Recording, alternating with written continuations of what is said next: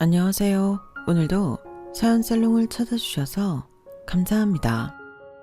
성북동에 살고 있는 지훈이 할머니예요.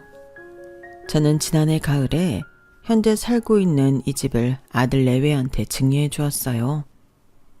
이 집은 수십 년 전에 제가 친정 아버지한테 물려받은 집으로 제 인생의 희로애락이 고스란히 담긴 집이에요.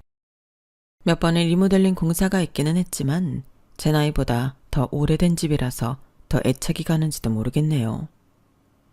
믿어지지 않으시겠지만 한때 저는 이 집에서 식모살이를 했어요.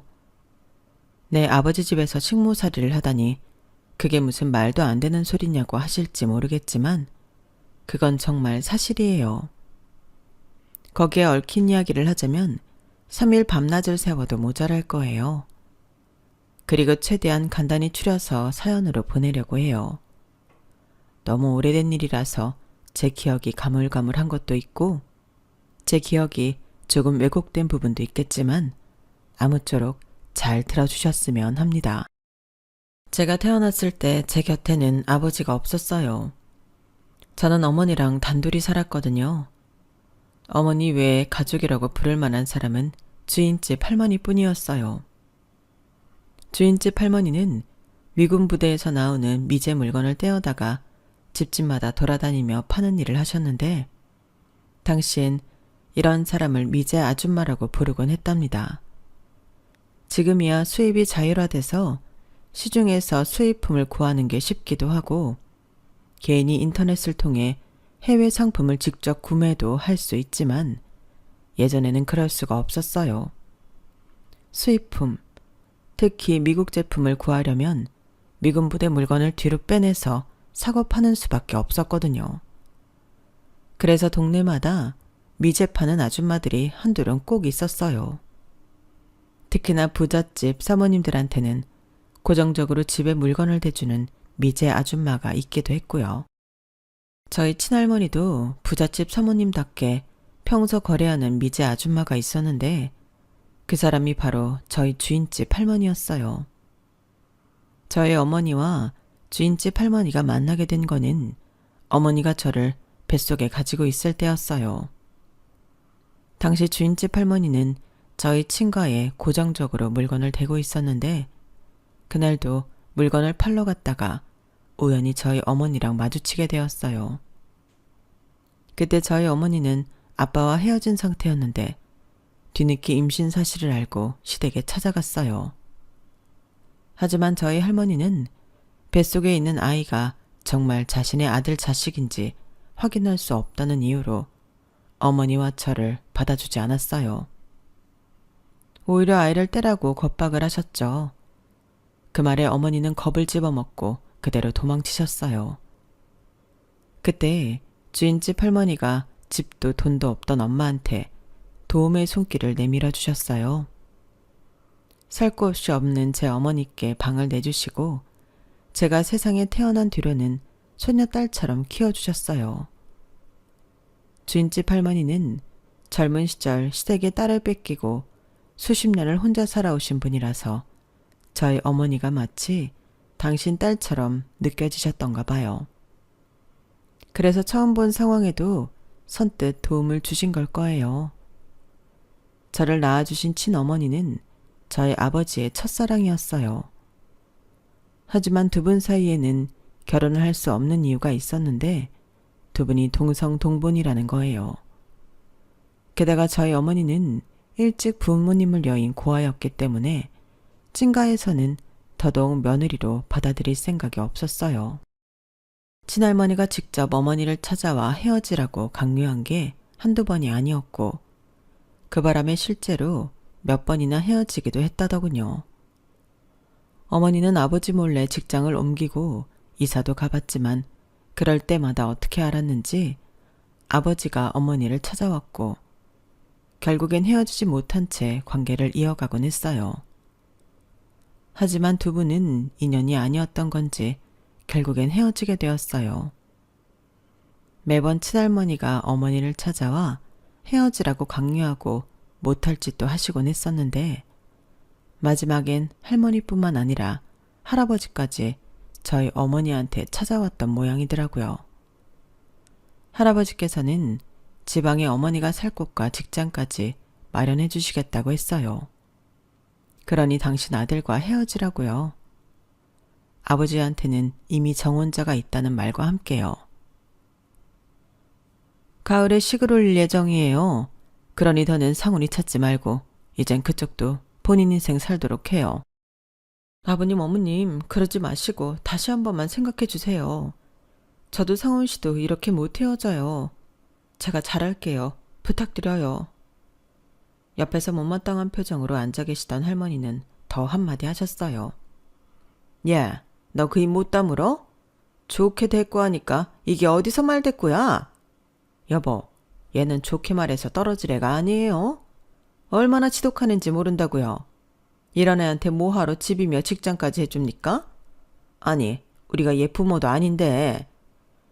내가 아주 그동안 얘 때문에 골머리 썩은 걸 생각하면 머리채를 잡아도 분이 안 풀린다고요.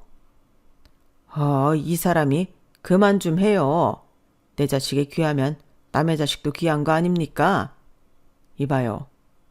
미숙 씨라고 했죠? 나도 자식 키우는 입장이라 내 자식 위에 남의 자식 인생 망칠 생각은 없어요. 우리 애랑 헤어지라는 건 그쪽 미워서가 아닙니다. 동성동부만 아니라면 이렇게까지 하지도 않을 겁니다. 상훈이를 위해서도 그쪽을 위해서도 헤어지는 게 맞아요. 내가 신 사장한테 얘기 잘 해놨으니 새로운 곳에 가서 좋은 사람 만나 본인 인생 살아갈 생각 하세요. 이렇게까지 나오자 어머니도 더는 고집을 부릴 수가 없었어요. 이미 결혼이 정해진 상대가 있다는데 어머니가 고집을 부려봤자 달라질 게 없다는 걸 알았으니까요. 그렇게 어머니는 할아버지 말씀대로 할아버지가 구해주신 집과 직장이 있는 지방도시로 떠났어요. 어머니가 떠나고 한동안 아버지는 저희 어머니를 찾아 서울 시내를 찾아 나섰다더군요. 하지만 이번만큼은 쉽게 찾을 수가 없었어요. 어머니 친구들과 직장 동료들 모두 저희 어머니 소식을 모르고 있었으니까요. 몇 달을 그렇게 어머니를 찾아다니던 아버지는 부모님 성화에 못 이겨 결국 그해 가을 맞선을 본 상대와 결혼을 하기로 했어요. 그런데 아버지의 결혼식을 몇 주 남기고 사건이 벌어진 거예요. 어머니가 저를 임신한 거였죠. 아버지와 헤어질 때까지도 그 사실을 모르고 있다가 뒤늦게 임신 사실을 알게 된 거였어요.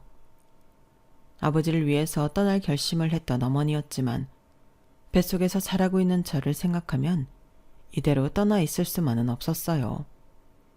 그래서 본가로 찾아갔는데 매몰차게 문전박대를 당하게 되었죠. 그때 마침 저희 본가로 물건을 팔러 들어가던 주인집 할머니를 발견했고 어머니는 주인집 할머니 편에 임신 사실을 할머니께 전했어요. 그러자 바로 할머니께서 밖으로 나오셨다더군요. 너 그게 사실이야? 뱃속의 아이, 우리 상훈이 애가 맞냐고. 네, 확실해요. 저 어머님, 이제 와서 이런 말씀 드리는 게 너무 늦은 건 알지만 저 좀 받아주시면 안 될까요? 우리 아기 아버지 없는 애로 키울 수는 없잖아요. 그걸 말이라고 하니? 결혼식이 코앞인데 내 아들 인생 망치려고 작정했어? 내가 이럴 때가 아니지. 너 나랑 병원에 좀 가자. 가서 애부터 떼고 얘기하자고. 태어나봤자 환영 못 받을 애 아니니. 우리 좋자고 그러는 거 아니다. 너한테도 그게 없는 게 나아. 결혼도 안 한 처녀가 애까지 딸려있으면 어디 시집이나 가겠니? 그러니 나랑 가서 애부터 지우자고. 그 말에 어머니는 기겁을 하곤 골목을 내달렸어요. 하지만 얼마 가지도 못하고 현기증에 주저앉고 말았죠. 그런 어머니를 일으켜 세운 건 다름 아닌 주인집 할머니였어요. 앞서 말씀드린 것처럼 저희 친할머니한테 물건을 팔러 갔다가 우연히 저희 어머니 사정을 듣고는 따라온 거였어요. 그게 인연이 돼서 어머니는 주인집 할머니 집에 새들어 살게 되었어요.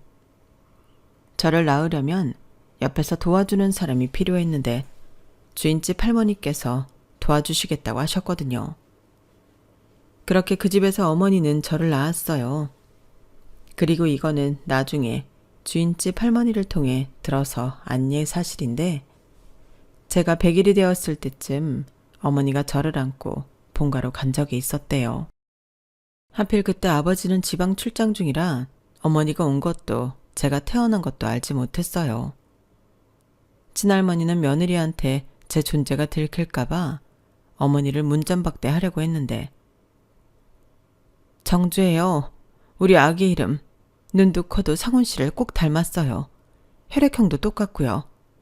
상훈 씨 애가 확실하다는 증거예요.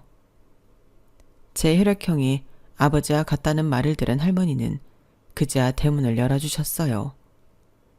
그리곤 버선발로 달려나오셨죠. 병원에서 그러든? 우리 상훈이랑 같은 혈액형이라고? 네, 희귀한 혈액형이라서 의사 선생님도 놀라시더라고요. 그래, 알았다. 네 말을 믿으마. 니들 모녀가 먹고 살 길은 내가 열어줄 테니 이 아이는 건강하게 키워야 한다. 너 지금 미제장수 집에서 살고 있다고 했지? 때를 봐서 내가 부를 테니 그때까지 입단속 잘하고 있어라. 매달 생활비는 내가 미제장수 편에 보낼 테니까 그렇게 알고. 피가 귀한 아이니 다치지 않게 잘 키워야 한다. 그 말에 어머니는 마치 하늘에서 동아줄이라도 내려온 것처럼 믿음을 갖게 되었어요. 그리고는 제가 젖을 뗄 무렵부터는 다시 일을 시작하셨어요. 본가에서 보내주는 돈도 있었지만 어떻게든 어머니 손으로 벌어서 저를 키우고 싶으셨나 봐요. 어머니가 출근하면 주인집 할머니께서 저를 돌봐주셨어요. 동네에서는 제가 주인집 할머니 손녀인 줄 알 정도로 할머니는 저를 무척이나 아껴주셨어요. 특히나 제가 넘어져서 다치지 않을까 늘 노심초사하셨는데, 그럴 때마다 제게 이런 말을 하셨어요. 정주야, 뛰지 마라. 넌 피가 귀한 아이라서 다치면 안 돼. 그때는 그 말 뜻을 잘 몰랐는데 나중에서야 제 혈액형이 무척이나 희귀한 혈액형이라서 수혈을 받을 수 없다는 걸 알고는 어머니와 주인집 할머니가 왜 그렇게 저를 과잉 보호했는지 알 것 같았어요. 저한테는 비록 아버지는 없었지만 그래도 어머니와 주인집 할머니 사이에서 꽤 사랑을 받고 자랄 수 있었어요. 하지만 어머님은 그렇지 않았던 모양이에요. 제가 국민학교에 들어가는 무렵부터 어머니가 변하기 시작했거든요. 밤마다 저 몰래 술을 마시며 울기도 하고 가끔은 정신이 나간 사람처럼 멍하게 앉아있기도 했어요. 그런 일은 점점 잦아졌고 여름방학 무렵부터는 상태가 전보다 더 심해져서 멀쩡한 날보다 술에 취해 있거나 정신이 나가 있는 날이 더 많아졌어요. 알고 보니 그때 어머니가 갑자기 변했던 건 갑작스런 친할머니의 죽음 때문이었더라고요. 기다리면 언제고 다시 불러주겠다고 했던 친할머니께서 갑자기 세상을 떠나시는 바람에 철석같이 믿고 있던 약속은 하루아침에 부도수표가 되어버린 셈이었으니까요. 어머니는 신락 같은 희망이 사라졌다는 사실에 더는 삶의 희망을 가질 수 없었을 거예요. 때로는 절망이 총이나 칼보다 사람에게 더 큰 상처를 주기 마련이니까요. 어머니는 특히 가족들이 나들이를 가는 모습을 볼 때마다 눈시울을 붉히곤 했는데 그 표정은 마치 금방이라도 울 것 같은 아이 같았어요.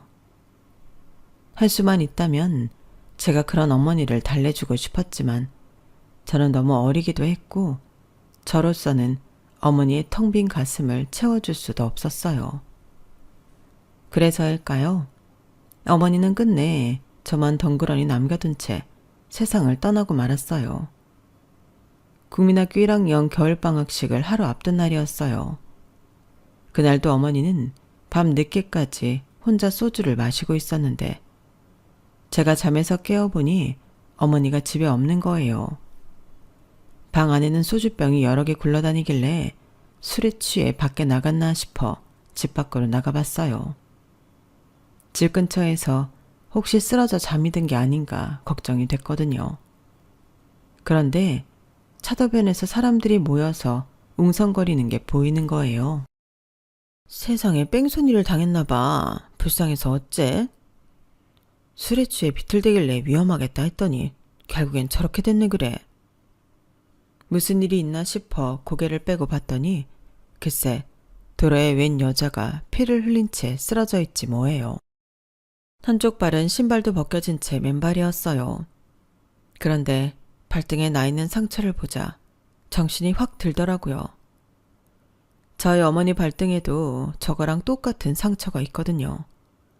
그래서 다가가 봤는데 세상에 우리 어머니더라고요. 그날 사고로 하루아침에 어머니를 잃은 저는 어머니 잃은 슬픔과 동시에 앞으로 어떻게 살아야 할지 막막하기만 했어요. 학교는 다닐 수 있을까? 그보다 집세는? 밥은? 이기적이라고 할지 모르겠지만 현실적인 문제를 생각하지 않을 수 없었어요. 세상에 가족이라고는 어머니 한 사람뿐이었는데 그런 어머니가 사라져버린 거니까요. 가족도 없고 연락이 닿는 친척도 없던 탓에 따로 장례식은 치르지 않았어요. 화장한 뼈가루를 주인집 할머니와 함께 강가에 뿌려주는 걸로 어머니의 장례식을 가름했거든요. 장례를 치르고 얼마 뒤 주인집 할머니가 오셔서는 짐을 챙기라고 하시더라고요. 어차피 다 못 가져가니까 가방 하나에 꼭 필요한 거랑 옷까지나 챙겨. 나머지는 거기서 해줄 테니까. 할머니, 나 내쫓는 거예요? 이제 어머니도 없으니까 집세 못 받을까 봐 내쫓는 거냐고요. 돈이라면 나중에 내가 벌어서 드릴게요. 그러니까 나 여기서 살게 해주세요. 네? 이거사, 그런 거 아니야. 다 널 위해 이러는 거니까 어서 짐부터 챙겨. 솔직히 그 말에 믿음은 안 갔지만 그래도 무작정 고집만 부리고 있을 수는 없어서 간단한 짐을 챙겨 주인집 할머니를 따라 나섰어요. 버스를 타고 한참을 가는 동안 주인집 할머니는 어디로 가는지 말해주지 않았어요. 그리고는 불편한 걸음으로 버스 정류장에서 언덕길을 한참이나 걸어 올라갔어요. 그렇게 도착한 곳은 부잣집들이 즐비한 동네였어요. 그리고는 높은 담벼락으로 둘러싸인 어느 집 앞에 멈춰 서더니 익숙하게 배를 누르시더군요. 그렇게 집주인 할머니를 따라 집 안으로 들어간 저는 잔디가 깔린 마당에서 혼자 기다리게 되었어요. 집 안에는 할머니 혼자 들어가셨거든요. 한참을 안에서 얘기를 나누고 나온 주인집 할머니는 이 집이 앞으로 제가 살 집이라는 말을 하시고는 혼자 대문을 나섰어요. 그 순간 어렴풋이 예전에 어머니가 했던 말이 떠올랐어요. 저희 아버지는 부잣집 외동아들이고 언젠가 저랑 어머니는 그 집에 들어가 살게 될 거라는 얘기였죠. 그래서 이 집이 바로 우리 아버지 집인가 보다 생각했는데 그 생각은 잠시 뒤 산산이 깨져버리고 말았어요.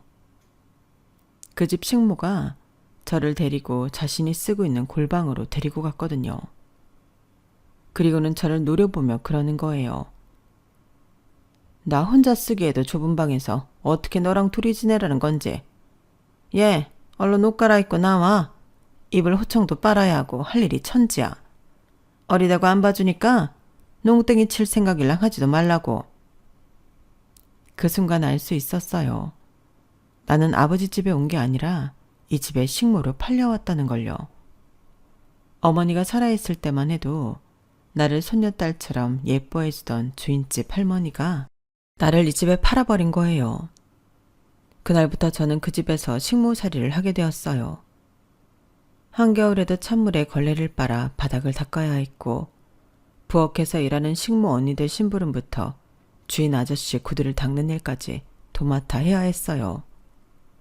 그나마 다행이라면 사장님이 학교는 보내주셨다는 거였어요.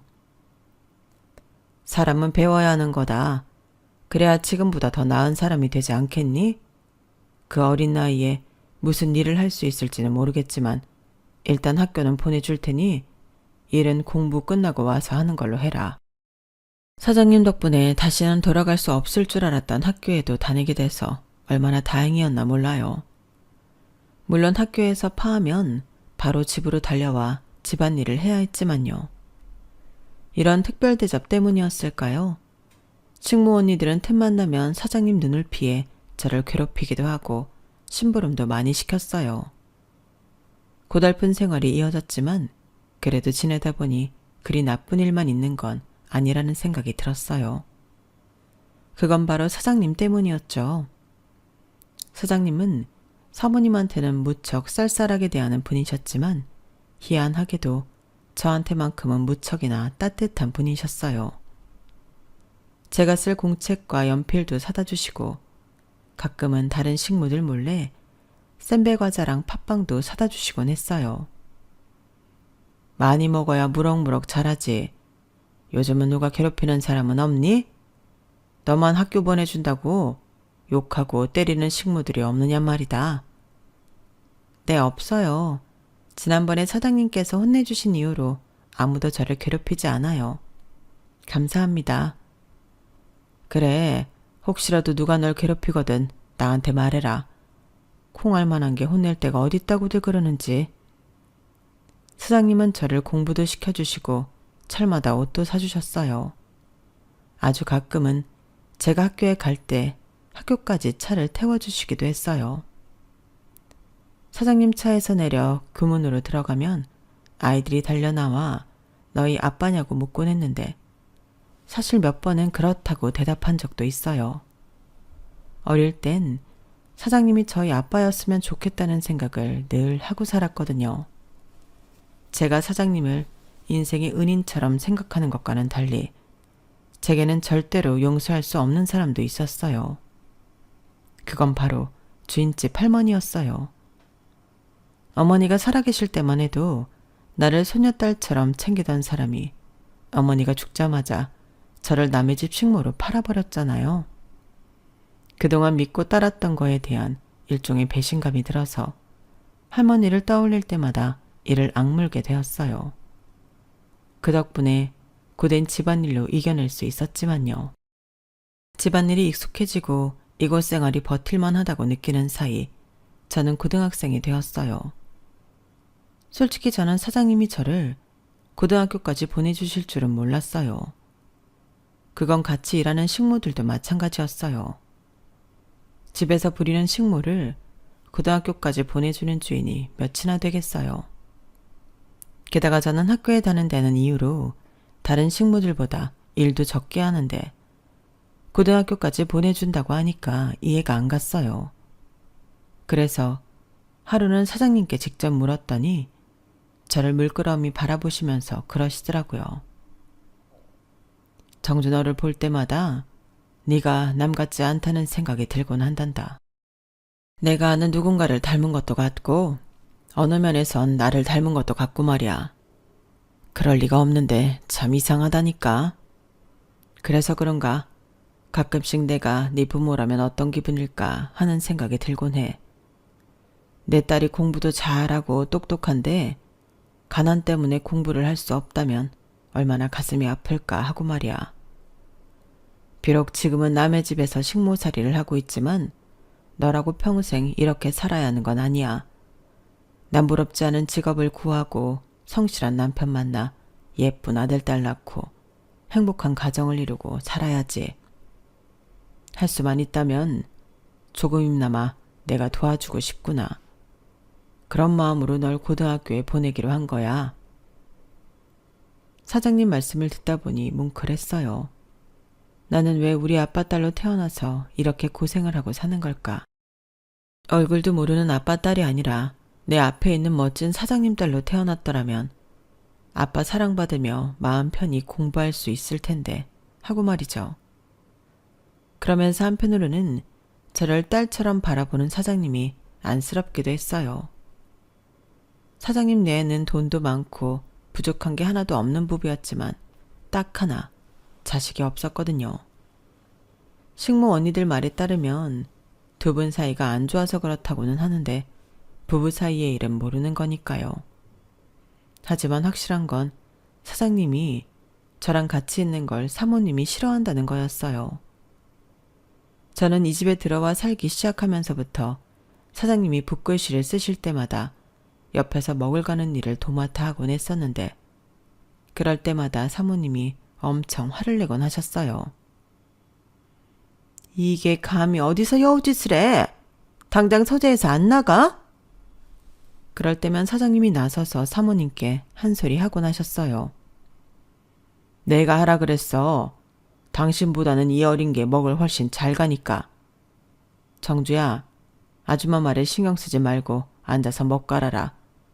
앞으로도 내가 붓글씨 쓸 때는 네가 옆에서 먹을 갈도록 해.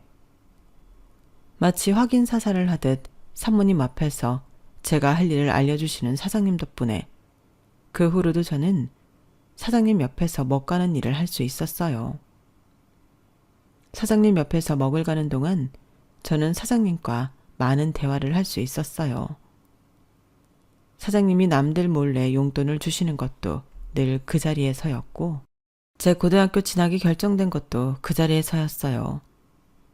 고등학교에 보내주신다는 말을 듣고 신이 나서 서재에서 나왔더니 문 앞에 사모님이 서 계시더라고요. 사모님은 가자미 눈으로 저를 바라보시며 그러셨어요. 이참에 솔직히 말해봐라. 너 뭔가 알고 이 집에 들어온 거지? 네? 뭐를요? 너 정말 몰라? 네가 이 집에 온 이유 정말 모르냐고. 이유라면 다른 게 있을까요? 주인집 할머니가 저를 이 집에 식모로 보냈으니까 집안일을 하라는 거였겠죠. 다른 이유가 뭐가 있겠어요? 하, 맹랑한 것. 끝까지 오리발이네. 그래, 그럼 네 말대로 집안일이나 열심히 하렴. 만큼하게 우리 집 바깥 양반 꼬드겨 생선 살 뜯어먹듯 내 집 살림 뜯어먹을 생각 말고. 알겠니?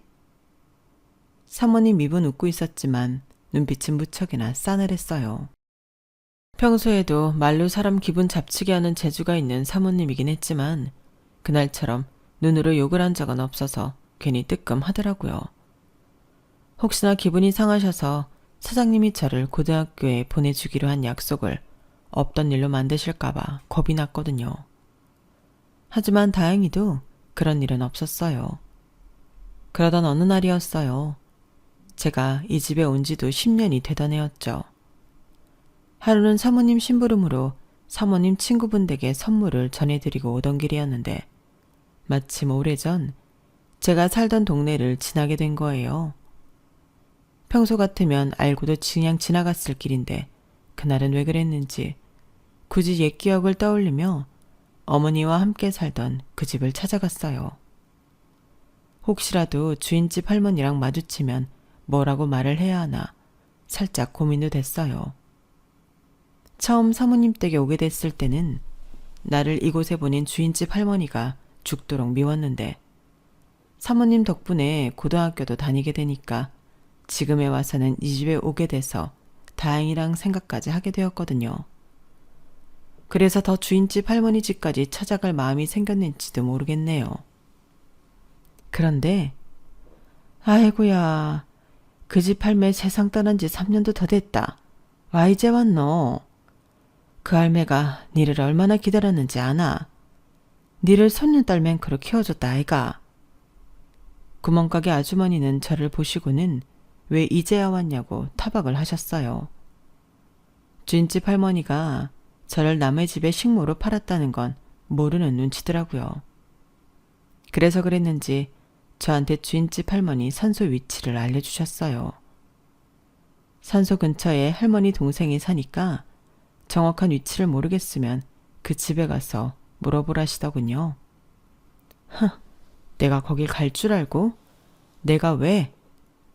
속으로 이를 부득부득 깔며 절대 안 가겠다고 마음먹었지만 얼마 뒤 저는 제 발로 주인집 할머니 산소를 찾아가고 말았어요. 주인집 할머니 산소 근처에 산다는 동생분을 찾아가 할머니가 남긴 물건 중에 우리 엄마 물건이 있는지 물어봐야겠다는 생각이 들었거든요. 그래서 그 집까지 찾아갔는데 왜 이제야 왔니? 우리 누님이 너를 얼마나 기다렸다고. 성치 않은 몸으로 그 집에 몇 번이나 찾아갔는데 매번 문정박대 당하고 왔다더라.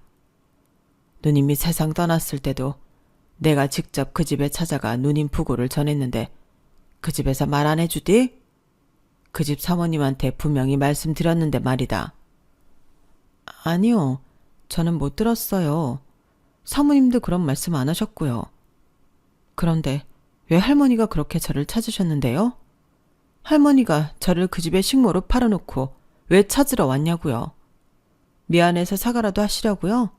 그게 아니면 저한테 뭘 더 받아갈 거라도 있으셨대요? 저요. 그 집에서 정말 힘들게 살았어요. 사장님 덕분에 고등학교까지 들어가게는 됐지만 여전히 집안 살림에 허드렛 일까지 도맡아 하고 산다고요. 이게 다 누구 때문이게요? 할머니 때문이라고요. 처음부터 그럴 생각은 아니었는데 지난 세월을 생각하니 울분이 끓어올라 저도 모르게 할머니 동생분한테 악을 쓰고 대들었어요. 그런데 그 집에서 널 식모로 부렸다고? 아니, 자기 자식을 식모로 부리는 부모가 세상 천지에 어딨어? 그게 무슨 말씀이세요? 제가 그 집 딸이라뇨. 아니, 아직 그것도 모르고 산 거니? 아이고, 도대체 뭐가 어떻게 돌아가는 거야? 잠깐만 있어봐라. 네 엄마가 너 낳고 써놨던 일기가 있어. 거기에 무슨 일이 있었는지 상세히 적혀 있으니까 네 눈으로 직접 확인해봐라. 할머니 동생분은 할머니가 남기신 물건 중에서 가장 낡은 공책 하나를 꺼내오셨어요. 그리곤 제게 건네주셨죠. 집으로 돌아오는 버스 안에서 저는 그 공책에 적힌 내용을 확인할 수 있었어요. 앞에서 제가 서술했던 내용대로 저희 엄마가 아빠랑 헤어지고 혼자 저를 낳아 기른 일이며 친할머니가 갑자기 세상을 떠나시면서 엄마와 친할머니의 약속이 무참히 깨진 일까지 세세히 적혀 있더군요. 엄마의 일기장에는 아빠에 대한 그리움이 구구절절하게 담겨 있었고 죽기 전쯤에는 아빠에 대한 칭호가 빼곡히 담겨 있었어요. 그 글을 읽어내려고 하는데 저도 모르게 눈물이 흘러내렸어요. 도대체 왜 우리 모녀가, 아니 아빠까지 포함해 우리 세 식구가 이런 인생을 살아야 했는지 너무도 한스럽기만 했어요. 그놈의 동성동본이 뭐라고 멀쩡한 가정을 산산이 조각내버린 건지 정말 어이가 없고 가슴만 답답했어요. 저는 버스에서 하도 운 탓에 눈이 투둥투둥 부어서 집에 도착했는데 그런 저를 보고는 사모님이 버럭 소리를 지르셨어요. 야, 너 뭐하는 기집애야?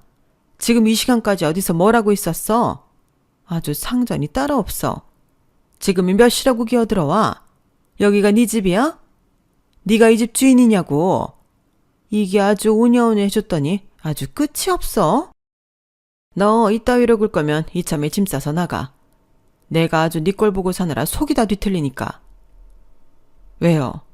제가 사장님 딸인 거 알아서요? 그래서 저만 보면 그렇게 화가 나시는 거예요?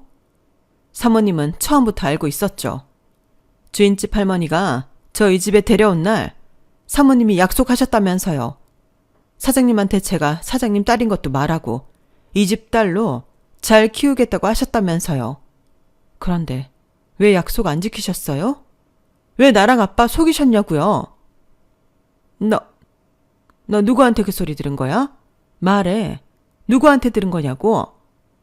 네 친할머니도 계단에서 굴러 떨어져 죽은 지 오래고 널 이 집에 보낸 한망구도 트럭에 치워줄 거 없는데 누가 너한테 네가 이 집 딸이란 소리를 했느냔 말이야.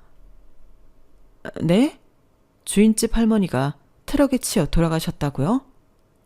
할머니 동생뿐 말로는 어떤 차에 치였는지도 모르겠고 그저 뺑소리를 당했다는 것밖에 모른다고 그러던데 트럭에 치였다는 걸 사모님이 어떻게 아세요? 설마 사모님이 시킨 거예요? 내가 사장님 딸인 거 감추려고 주인집 할머니를 죽인 거냐고요? 제 말에 사모님은 아차 싶었는지 눈알만 굴리고 있었어요. 그러더니 이내 저를 달래는 듯한 목소리로 그러시더군요. 얘 정주야, 지금 그게 뭐가 중요하니? 어차피 나이든 노인네 트럭에 치여 죽든 버스에 치여 죽든 뭐가 그렇게 중요해? 안 그러니? 중요한 건 산 사람은 살아야 한다는 거 아니겠어? 그래, 내가 뭘 해주면 되겠니? 너 대학 보내주랴? 네 앞으로 땅이라도 사줘? 그러면 입 다물고 조용히 살아줄 테니? 너 우리 집 양반한테 네가 친딸이라고 말해봤자 호적에도 못 오른다? 왠지 알아? 내가 그렇게 하도록 안 될 거니까. 이 집 안주인은 어디까지나 낮았니? 죽은 네 엄마는 첩도 뭐도 아니었어. 그러니까 쓸데없는 소리 나불대지 말고 내가 주는 떡이나 받아 먹어. 그러면 내가 네가 살 집도 마련해주고 네 대학도 보내주고 좋은 집으로 시집도 보내주마. 너 이 집에 있어봤자 이 집 딸 노릇 못해. 우리 집 양반이 그동안 식모로 부리던 널 딸로 받아줄 것 같아? 사람들 눈이 있는데 너 어림도 없지. 그러니 내 말 들어. 어때? 아줌마 말 들을 거지? 사모님은 눈웃음을 살랑살랑 치면서 뱀의 혀처럼 사악한 혀를 놀려댔어요. 그런데 그때였어요. 누구 마음대로 당신이 뭔데 내 딸을 이 집에서 내쫓아? 지금까지 그 요망한 새치어 내둘러서 네 멋대로 남의 인생 망치며 살아왔는지 모르겠지만 더는 안 돼.